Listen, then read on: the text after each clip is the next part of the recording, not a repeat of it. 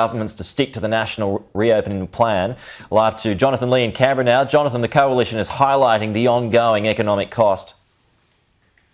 Yeah, Pete, and it's a substantial cost, billions of dollars in terms of GDP to the nation, and just exactly what the federal government is also spending in propping up states. And Josh Frydenberg also made the point when you spoke to him a few minutes ago that there's a shadow pandemic taking place here. It's also the mental health toll, especially in Victoria. You asked him about the pressure now being placed on premiers, and there's no doubt this was all about garnering allies here, trying to make sure that the states follow this national plan. And he's also acutely aware of the fact that the national accounts will be out this week, and the nation really is on the verge of a double-dip recession.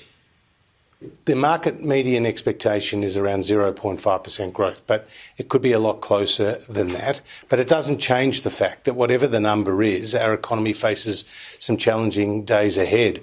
We are seeing the economy lose around $2 billion a week of economic activity as a result of the lockdowns in Victoria and New South Wales. And the federal government alone is putting more than $1 billion of fiscal support into the economy, both for businesses as well as households. This is an unsustainable amount of economic support for our economy to see indefinitely. We just can't keep doing it.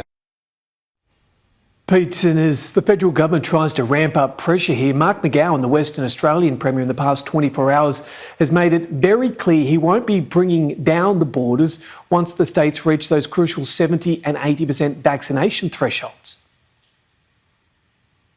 I mean, we are not living in a cave. We are the most free and successful community in Australia today. I mean, they're just in cloud cuckoo land if they think Western Australia is somehow holding back the national economy. We are not. We are supporting the national economy. But what I don't want to do is, when we get to 70% two-dose vaccination, deliberately infect our citizens.